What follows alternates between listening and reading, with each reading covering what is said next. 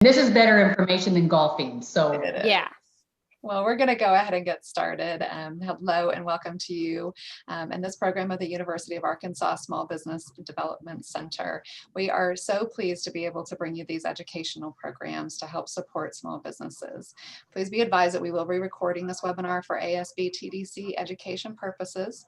As a registrant and attendee of this webinar, you will be emailed a copy of this presentation and recording. So bonus. I will introduce Natasha momentarily, but first I'd like to introduce us and tell you a little bit about ASB TDC. I'm Amy Robinson, a specialty consultant, and I am here with my colleague and co-host, Chris Case. Hello, Chris. If you don't know about the Small Business Development Center, it is a one-stop shop for startups and existing small businesses.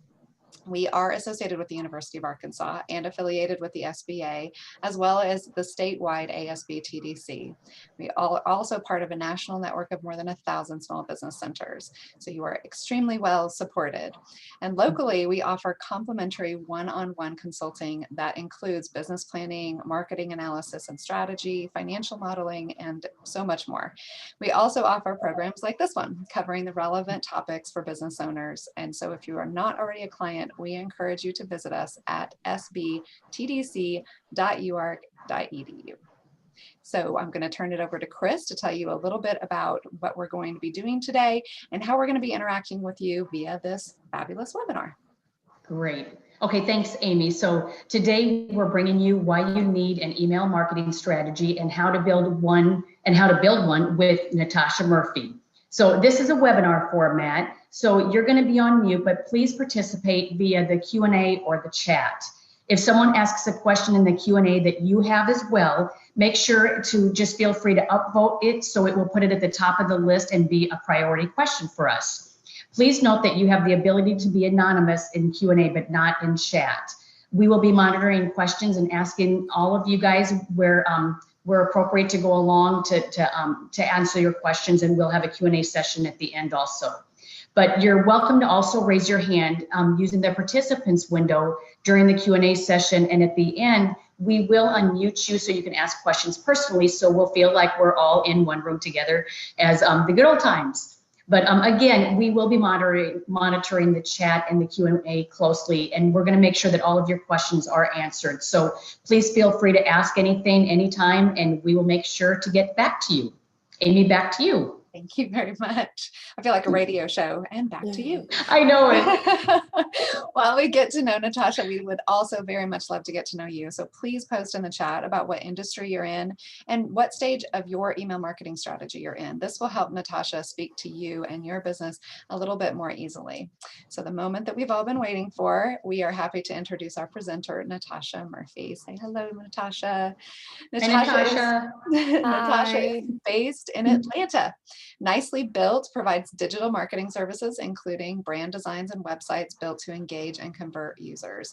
Natasha is passionate about not only her clients, but helping small businesses at large navigate the confusing and ever-changing world of e-commerce that gets more confusing and more difficult to navigate every day. She calls on both her personal experience as an employee in the coding world and now as an entrepreneur helping other entrepreneurs. So we are very pleased to have her with us today. Welcome, Natasha. Thank you. Thank you very much. And I'm just going to go ahead and share my screen. Yes, please. Hope everyone can see. Love your presentations. They're always so fun and colorful. Oh, thank you. I know, I cannot take the credit. We have a visual design. We have a few visual designers on staff, and they make these, so it's not me. That's a good thing. Good morning, everyone. I'm Natasha. I am here to talk to you today about email marketing. And we're going to cover all sorts of things. We're going to do an overview and just get on the same page about like what email marketing is. And then we're going to walk through kind of how to set up an email marketing strategy on your own. So before we jump in, here's just a little bit more about me. You know, you guys, you just heard the intro, but I do work for a company called Nicely Built. I am the principal developer. I've been developing since 1999, so since the turn of the century, as I like to say, and I really enjoy my work. So email marketing is one of my favorite topics to talk about because I found that it is very misunderstood. And not only that, it's also very undervalued. So, people, when I talk to them, if they're new to this, just, I guess, area of the marketing world, they're usually a little bit confused about what is actually meant when you say email marketing, or they're like, oh, that's not for me. But I'm here to tell you that if you have a business, you should have an email marketing plan. It's literally for everyone.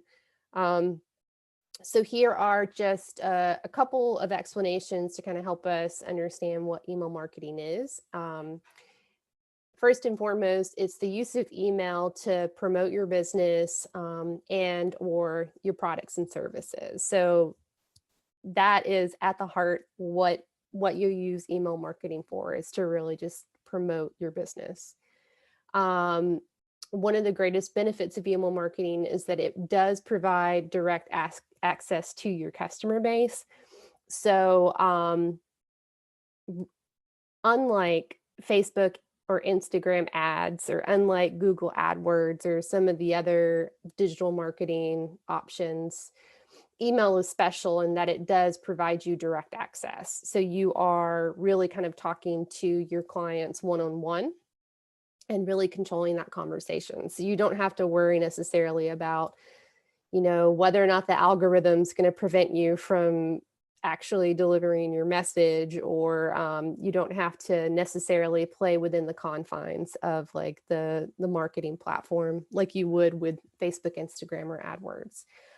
So that's, in my opinion, pretty cool. You can kind of do what you want, which I'm a big fan of. And it also, email marketing allows you to cultivate longstanding relationships with your customers and clients. So, you can really kind of plan on communicating with your customer or your client from the minute they first learn about you, whether that's they sign up for, to receive news, or if they make a purchase. You can start the relationship there, and you can nurture that relationship, to the point where they've been receiving your newsletter for 5 years and they've like purchased from you 8 times. And so you really can very intelligently cultivate those long-standing relationships. And you can do it smartly so that you're not literally spending all of your time writing people emails. But we'll get to that later. So that's a very high level overview of email marketing. So we can talk now about some of the benefits. Email, and this is one reason I really love it. It converts better than SEO, display ads, and social media lead channels.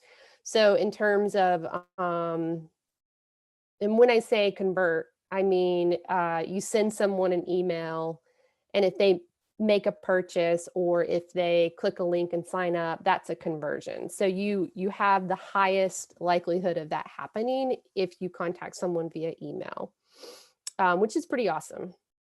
94% of internet users use email. I don't think I know anyone who doesn't use email. My grandmother has an email address. Like, everyone uses email. And lastly, 75% of adult email users state a preference for receiving marketing information in their inboxes. So this really is, at the end of the day, how people prefer to receive promotions, news. Like they want to receive it via email. They don't necessarily want to be bombarded with information when they're scrolling through their Facebook feed or perusing Instagram. So this is where they really want you to talk to them. When you're kind of thinking about these benefits, like, to me, it's kind of a no-brainer that you should be using email marketing. If you're not, or maybe if you are, but you're not sure that you're in the right platform, here are some options to the right for some of my favorite platforms, and the first two are really my favorites. MailChimp is something that I recommend for businesses that don't sell online products. So if you're a realtor, or if you own a gym, that I think MailChimp would probably be the best fit for those types of businesses. If you sell a product online, so if you're a boutique owner, or if you're a maker and you have a product that you're actively selling online, Klaviyo is really going to be your best option. And then some other options are Constant Contact, Emma, Drip, and ConvertKit. And full disclosure, Nicely Built is both a MailChimp and a Klaviyo partner, but they don't pay us. They just invited us to do that because we use their system so much. Full disclosure is good. Natasha, we have a really good question that I don't know that we'll cover later, Yeah, which go is ahead. if you have an email marketing system, if you have an email marketing strategy, do you need to do social media as well? That's a great question. I think it really depends on what you're trying to do. Like if you are in a period of aggressive growth and you're like looking for new customers, if you're looking to really expand your customer base, then you probably do need to do social media, and also, potentially Google AdWords, because email marketing is great for communicating with people that already know about you, but it's not, it's definitely not a tool for discovering new customers. You never want to send someone an email who hasn't explicitly given you permission to do so. So, but if you're doing great and you're not necessarily on the hunt for new customers, and you instead want to engage your current customer base, then you don't necessarily, need to do social media, display ads, or, search engine marketing with AdWords. Fantastic. Thank you so much. Yeah, you're welcome. All right, so let's say that you are brand new to the world of email marketing and you are just getting started. We're going to kind of walk through some of the steps that you want to take and questions you want to ask yourself. So you may have already been here. Use your imagination if that's the case, and pretend like you're brand new to the world of email marketing. So first thing you want to do is select a platform. And when you are selecting a platform, there are a couple things you want to ask yourself. You want to understand your business needs. So again, with the service-based business versus product-based business, like really think about what it is you need to do. If you sell a product, then you probably want to be sending your customers an email after they purchase something to ask them to leave a review. If you are a service-based business, so let's say like a realtor or a gym owner, maybe you want to email all the people on your list and ask them to leave you a Google review. So really kind of thinking about the different ways that you're gonna use email is super helpful in the beginning, because it's going to help you select a platform. So you can Natasha, yes. let me tell you about a couple industries, if you don't mind, that Yeah. because I'm already directing those to those. So first we've got ArkansasNewsroom.com. Okay. Jeremy started, and then we also have a tax professional that's on here too, Okay. and then a winery.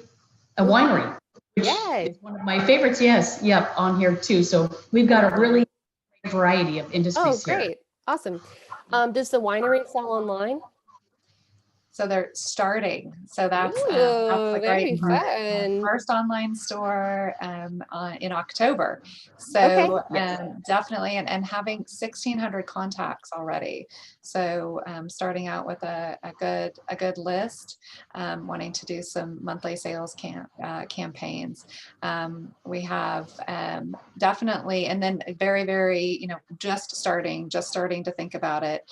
And then having the newsroom, the Arkansas newsroom is definitely an interesting industry as well. I know, I think so too. Does with Arkansas Newsroom, are they having people subscribe in order to access the content, or is it all public?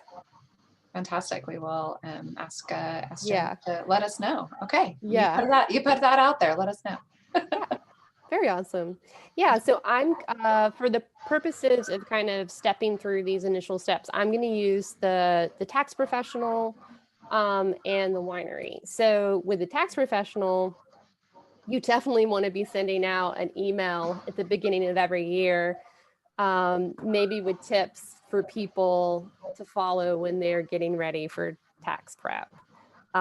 Maybe you go ahead and include the important dates, but just so that you're really kind of getting in front of your clients, and letting them know like, hey, it's that time, February, March, for you to come and see me.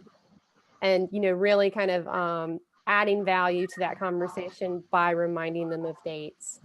So, I mean, that's one way that I could really see a tax professional leveraging email marketing. And, you could even include a call to action, that has a button that says, do you want a follow-up?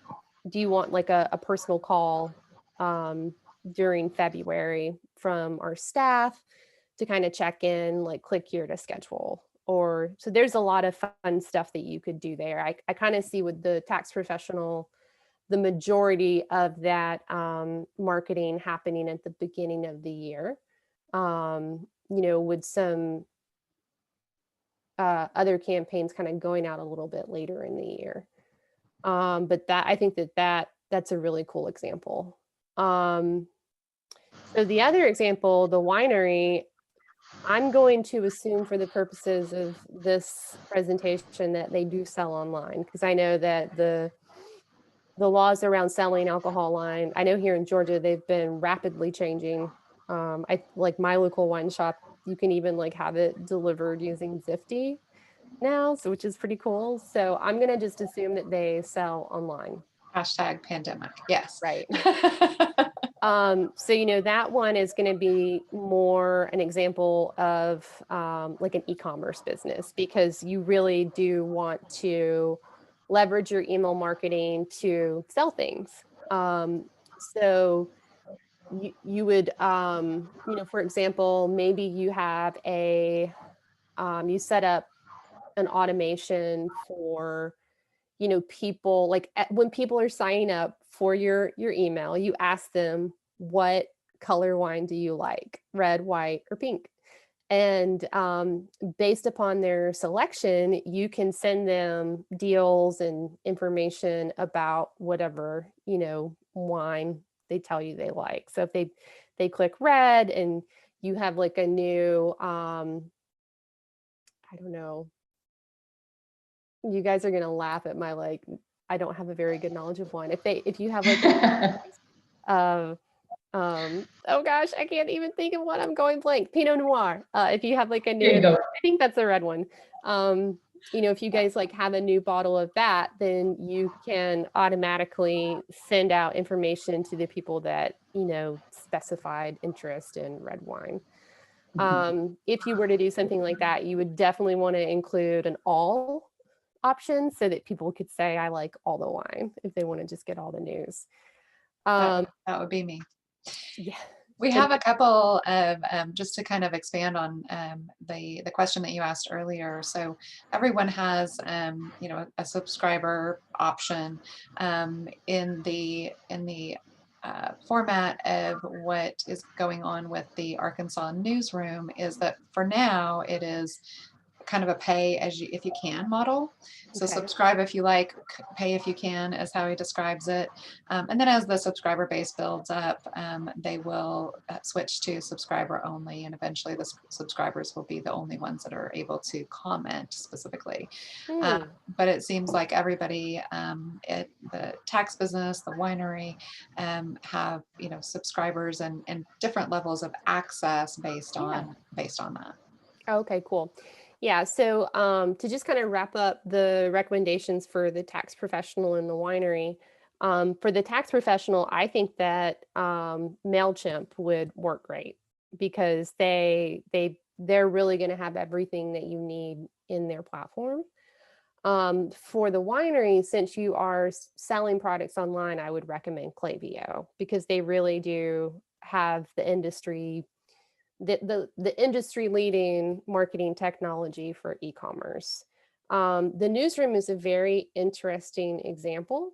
I'm assuming that it is a website that's running on WordPress, and I'm also assuming that it has different categories of news. So one thing you might want to consider would be letting people, you might want to create an RSS feed for each category of news and let people actually subscribe to the RSS feed, for the categories that they are interested in. You can do a lot with like that particular example. I kind of think of that as like an advanced example, but your challenge is always going to be like monetization. Like that's something I've seen for any type of online publisher, whether it's a magazine or an online news. Like they're historically really generating their revenue through the sales of ads. And now these days, everybody has kind of moved to a membership model. So it's really figuring out like how you can add a lot of value to that membership in order to keep people, wanting to pay you every month. So that's a really interesting one. I don't have any, I have lots of ideas, but that's something that I see. Like we have a couple of clients that are in the publishing world, and we're constantly trying to think of ways where we can really kind of monetize and help them generate revenue. Fantastic. And he's clarifying that it's Substack. RSS feeds are an option with Substack is. Substack. Okay. so I'm we not can- familiar. That's Yeah, interesting. we can dig into that a little bit later. Yeah. Because I know you have a lot to give, and we've got Yeah, some I do. questions rolling in. Yeah, we've got some questions rolling in that I think you're going to cover here in just a Okay. little bit. So Yeah. So just to go back to the presentation, you want to ask yourself, what's your budget? Most services are paid. Like, so this is something that you will pay for. So before you really like commit to a platform, you need to find out how much it's going to be per month and make sure that's within your budget. Most of them do price according to the number of users you have, and they have handy dandy calculators where you can plug in that number and it can give you an approximate monthly cost. And then finally, what are you trying to accomplish with email marketing? So really ask yourself that. 9 times out of 10, when I talk to our clients about this question, the answer at the end of the day is they want to generate sales. So that's important to know because like most people, when they think about email marketing, they're really thinking in terms of, oh, it's our monthly newsletter, which your monthly newsletter is most likely not generating sales. So, it's really important to ask yourself this question up front, like what you're actually trying to accomplish, so that then every subsequent step you can, just keep that at top of mind. So the next thing you're going to want to do is start collecting emails. And before you really kind of set up the apparatus to collect emails, you want to ask yourself some questions just to understand your target audience a little better, because that will help you build something that's going to make them want to give you their email. So think about, you know, what problem your customers or your clients are experiencing. Why did they show interest in your service or your product in the first place? You know, who are your best customers and what characteristics do they have in common? And what did I provide for my customers that my competition didn't? So again, kind of hearkening back to the tax professional and the winery examples. For the tax professional, it's going to be getting all their tax stuff ready and submitted on time. And they showed interest in you because you did a good job and you saved them a lot of money. Your best customers, like think about, you know, is it like, you know, just kind of think about who those people are. It's probably, I would imagine, I don't really know that much about your business, but if you do a lot of stuff online, then chances are they're going to be the more technically savvy individuals, and it's probably going to be households rather than individuals. And then what do you provide for your customers that your competition didn't? So like just thinking how you differentiate yourself. The winery, the problem could be, you know, people can't find local wines to try. You know, they can't find a way to really kind of keep their dollar local, and that's why they've showed interest in your product. Your best customers, what characteristics they have in common? I'm gonna bet that they're probably gonna all be women. You know, so you want to like be really kind of cognizant of that when you're thinking about how you're going to build out the email collection strategy. And then what do you provide for your customers that your competition didn't? So whether that's local delivery or, you know, it could be any number of things, really kind of keeping that at top of mind. So here's a little exercise that you guys can complete on your own time. I think that this is really helpful in helping people zero in like on, you know, what is at the heart of their email marketing. So you can, it's a little Mad Lib, you can fill in the blanks just to learn a little bit more about your company. So for example, Nicely Built creates content to attract online retailers so they can sell more products better.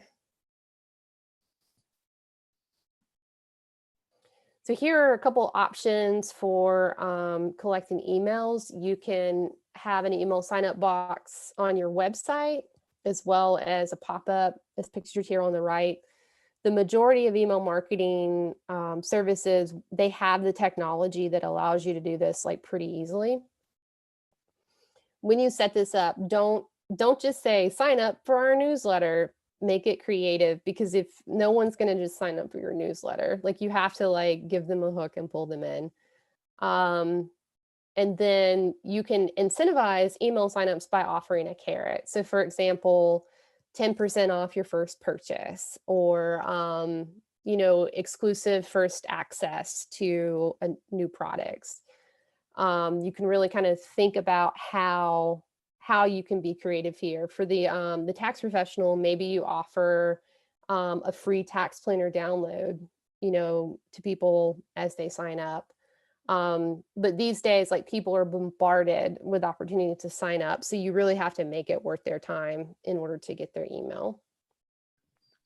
Natasha, have you seen anything when it comes to that kind of that three-step model and doing those? Like, what's the most creative one that that you feel like maybe you've seen that you were like, yes, that? Oh, that's a great question.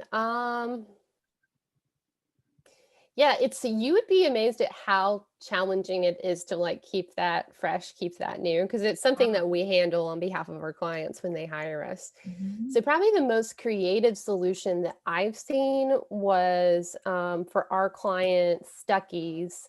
We set up a email sign up so that when people signed up, they received like a recipe.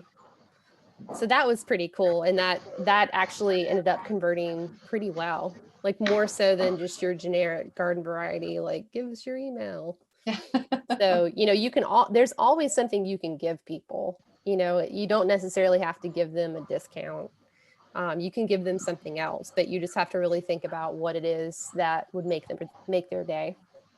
And creating those pop-ups is part of Mhm. the Yeah. website design. So whether Well, you're and even the wording. I saw Natasha just yesterday, something up, it popped up and it said, like, be quiet, just the wording, it caught my attention because it wasn't just straightforward, do you want to sign up for my email? Yeah. It was with, and it caught my attention. So that was Yeah. something. Yeah. I mean, like, I feel like this part is, this is where it gets fun, and you do get to kind of infuse creativity and really kind of, put your brand front and center with how you set this up. exactly awesome. Thank you. Yeah, no problem.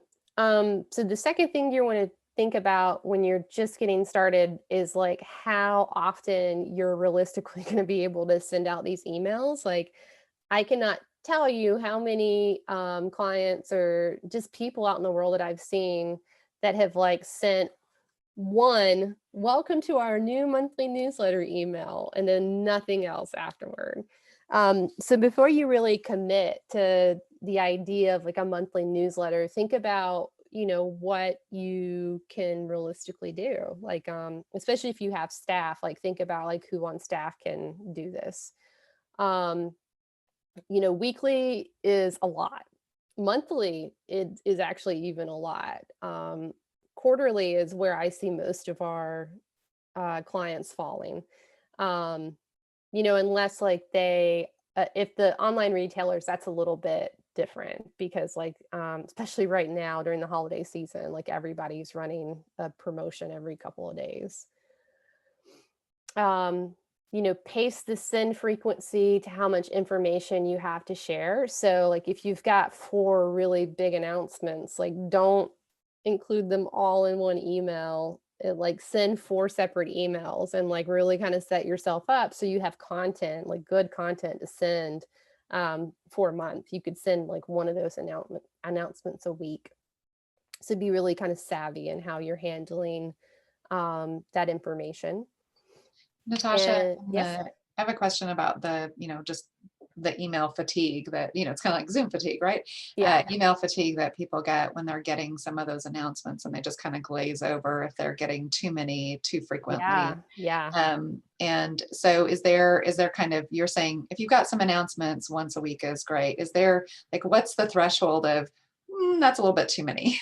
Yeah. For announcements, like I really wouldn't do it more than once a month.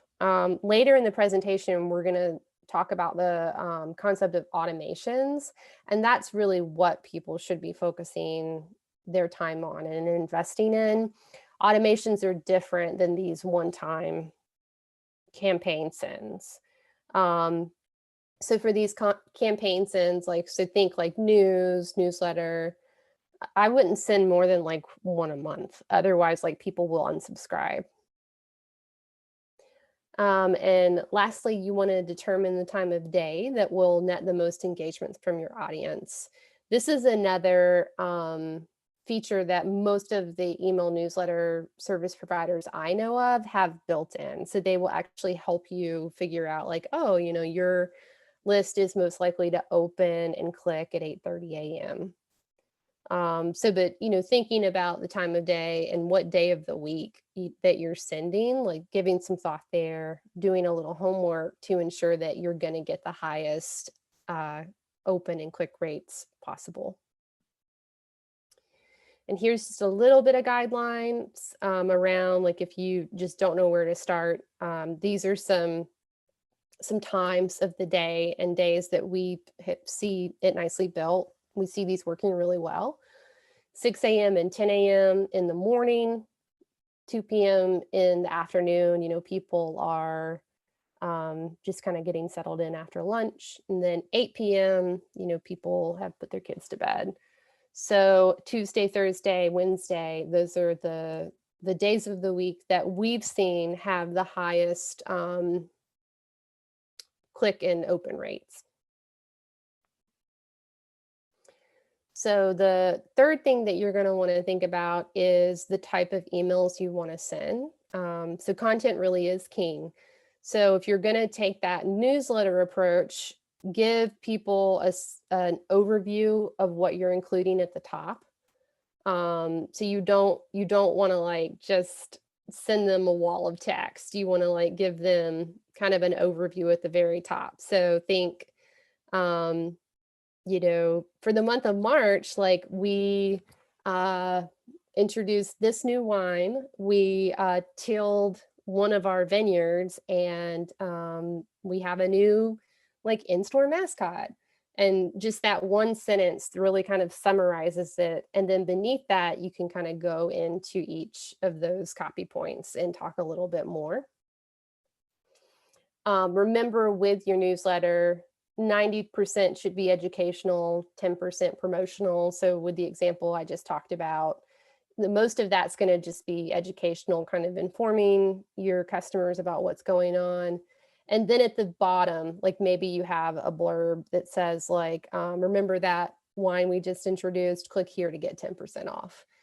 So you really want to keep it conversational. Like if you get really salesy and you're just like 20% off, 20 people will unsubscribe every time, or they will not buy your product unless it's on sale. And you want to, like, if you're gonna do this newsletter approach, you really want to make sure that you're using the same recurring interval of time. So if you decide you're going to do it every month, like do it every month. If you're going to do automated emails, and this is the first time that we are getting into this, like in this presentation, you want to, with your automated emails, like make sure that you're sending them in a direct response to a subscriber specific action. So the difference between a newsletter, or we call them campaigns, and automated email, is a campaign is just something that you write and then you send it to everyone and everybody gets it at the same time. And then within 72 hours, you're able to view all of the information about how that campaign performed. So open rate, click rate, conversion rate. Automations are a little bit different because they are set it and forget it. So for example, one common type of automated email is an abandoned cart. And I'm sure everybody has seen one of these. You go to a website, you put something in your cart, you don't check out. And then a couple of days later, you get an email that says like, hey, you forgot something. That is an example of an abandoned cart email automation. So whereas like with the campaign, you send it once, that abandoned cart automation sits and it runs in the background and it triggers and it fires and it sends every time someone leaves something in their cart. So when you go to look at the metrics for how this type of email is performing, you don't necessarily have like a snapshot of all the clicks and opens within a 72-hour window that you're evaluating. Instead, you're looking at kind of like how the abandoned cart automation performed for the month of October. How did it perform for the second quarter versus like first quarter? So it's a different way not only of sending communication, but it also kind of comes with a whole different set of rules for like judging whether or not it's effective. I really like automated emails because I think like most people in this call, very busy. And I'd much rather just set it up and let it send according to what people do. Because when they get those emails, it really does feel like, oh, you know, Natasha's thinking about me. And I am, but I'm not necessarily going in and like sending an email. So the email automations are a huge time saver and they convert statistically a lot higher than the one-time campaign sends.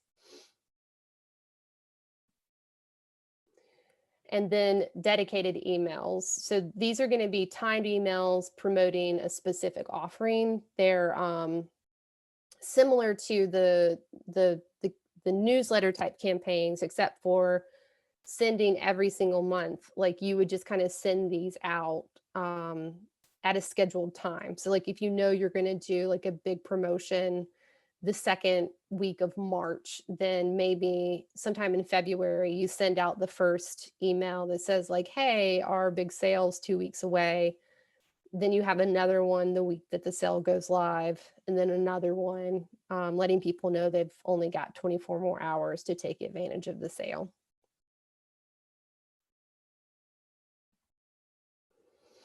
So you can, when you're putting together this content, you really want to ask yourself like how you can serve the needs of your audience. What you don't want to happen is to send out a bunch of boring or irrelevant or annoying content and, you know, get 20% of your list unsubscribed.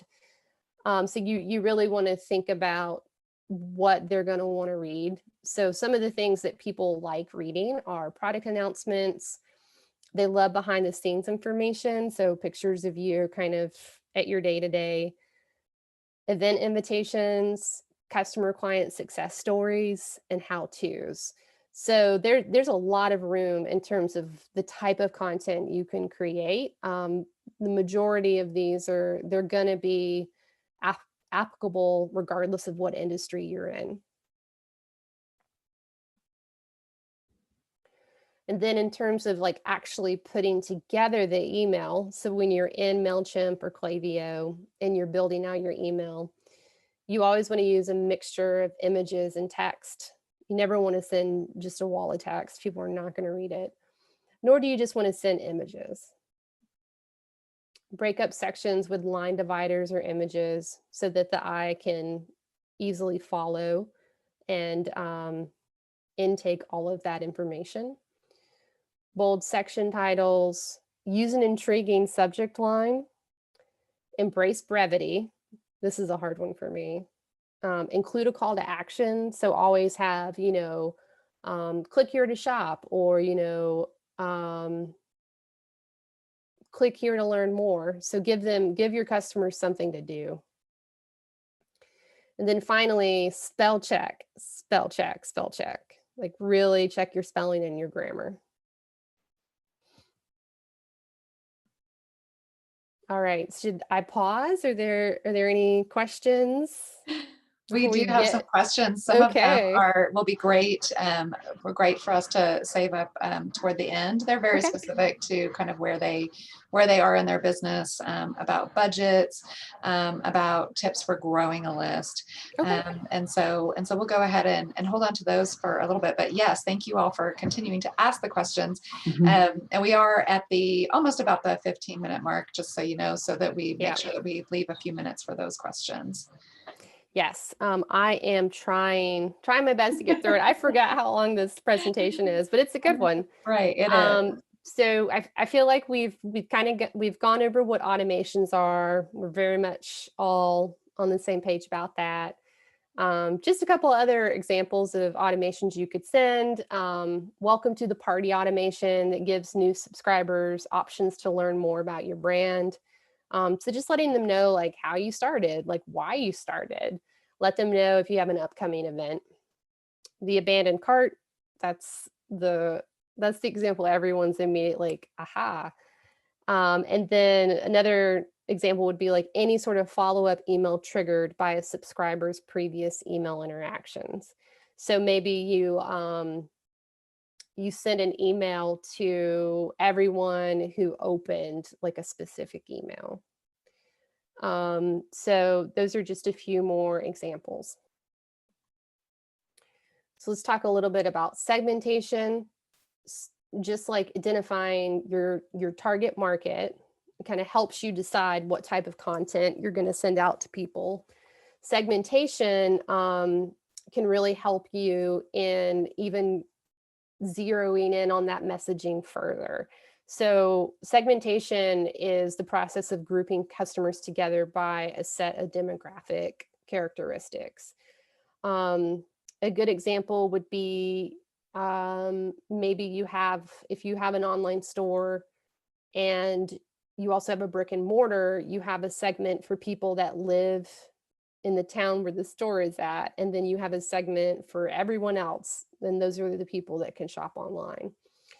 So segmenting your list in that way will help you tell the people, the local people, about events, since they're the ones that can actually come to them. And then you can have other types of messaging for the people that are not local. So that really would be more, just kind of educational content, news about the business, and like online promotions. So some of the benefits of segmentation is you can better match messaging to specific customer segments.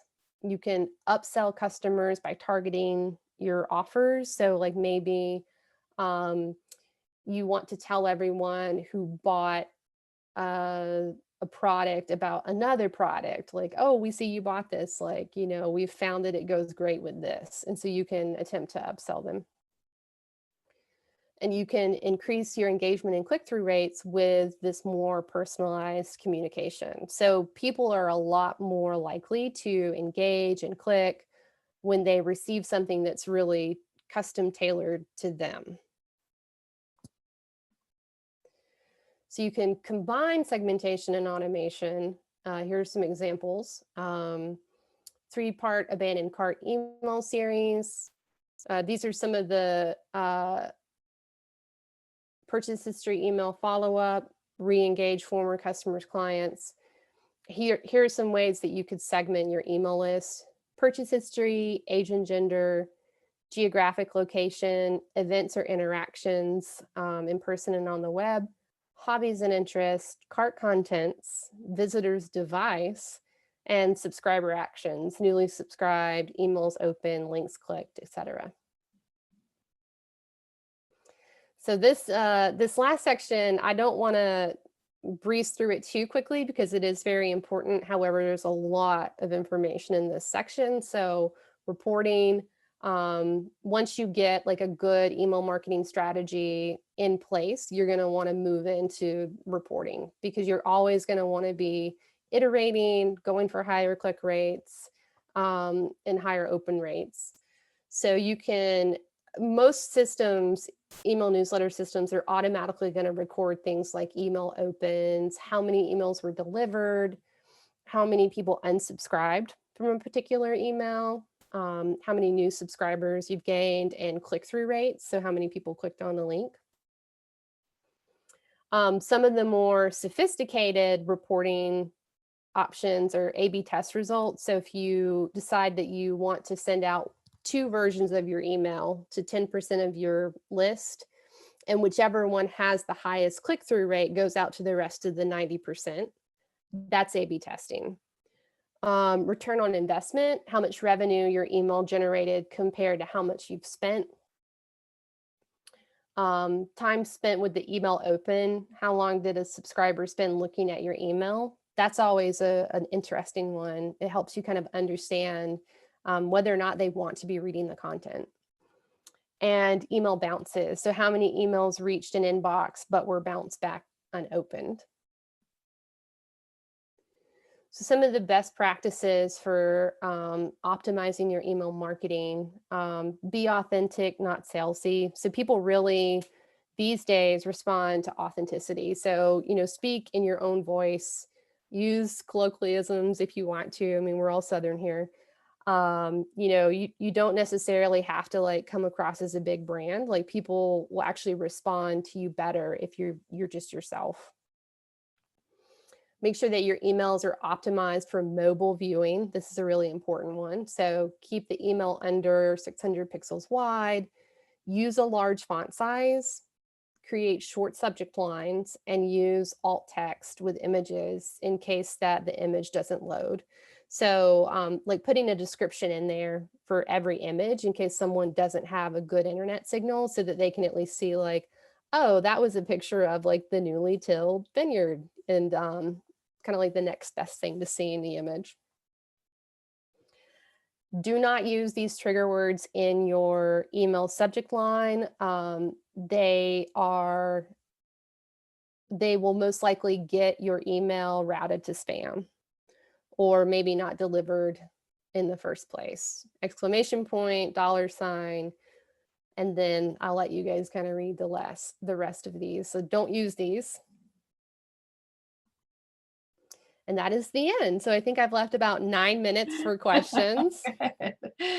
Good. You'll definitely have a few. And of course, again, you are welcome to raise your hand at this point. We will be able to see your hand raised.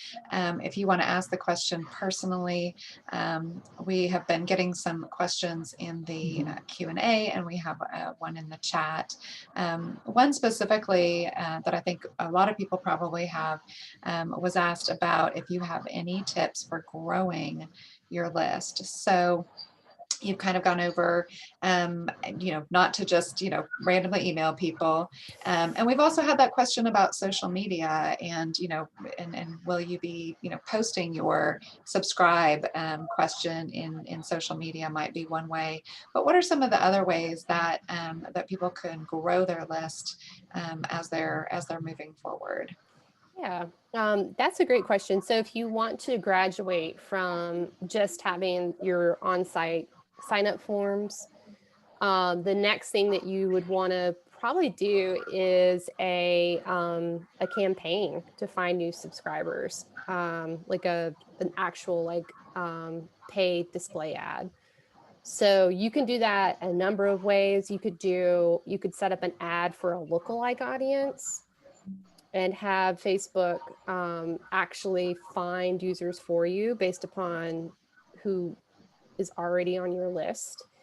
And you could target those customers, potential customers, with an ad that says 20% off your first purchase, or again, you kind of have to put your thinking cap on for that ad creative. But that would be one way. I really like the lookalike audience approach. Both because awesome. Both awesome. Yeah, creepy. yeah. I mean, it's statistically proven to be. I mean, there's a lot of different strategies you can use to find new customers, through paid ads.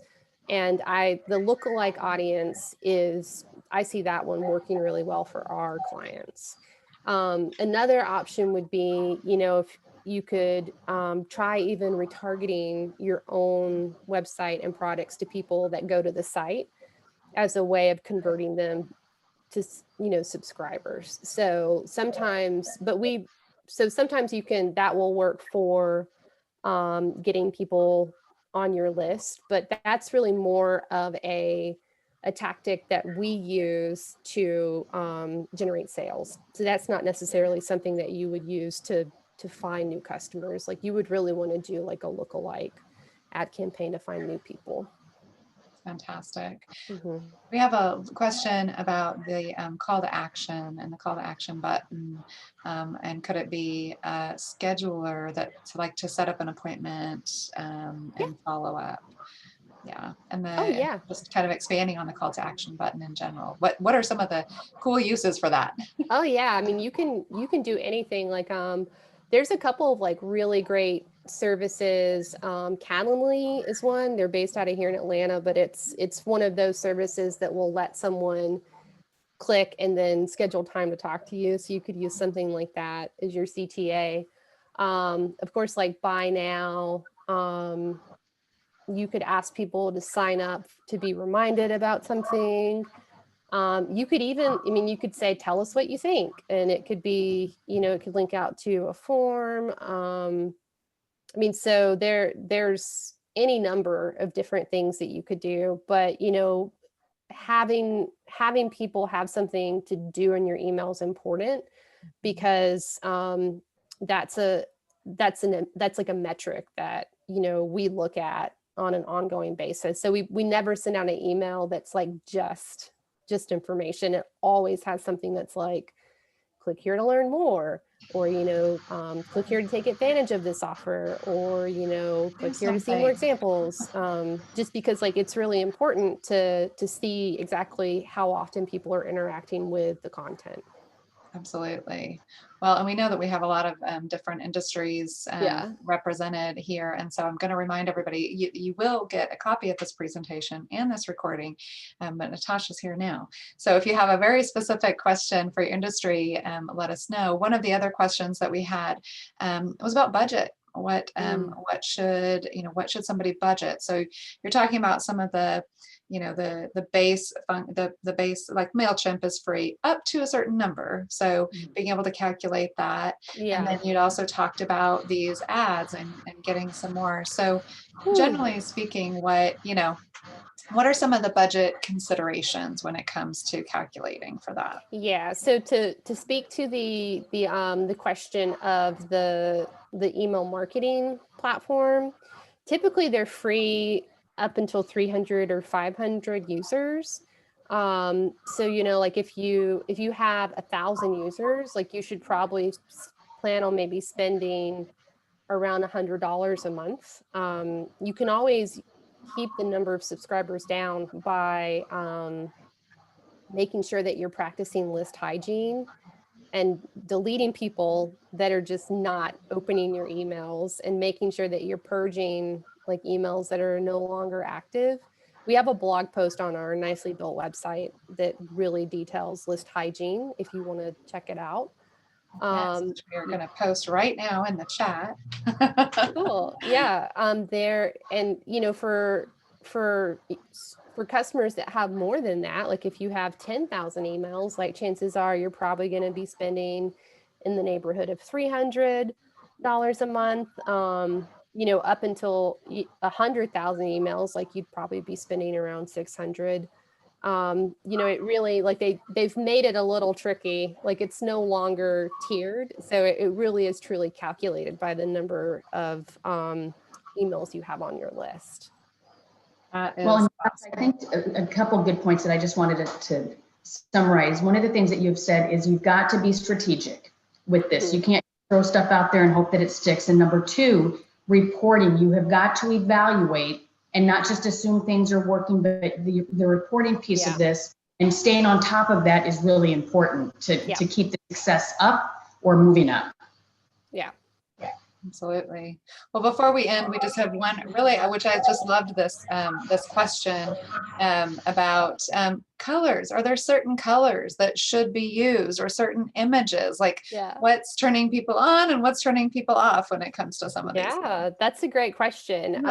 So yeah, that's a really good one. So I would, of course, I think I would defer to your brand guidelines. So whatever you've decided is right for your brand.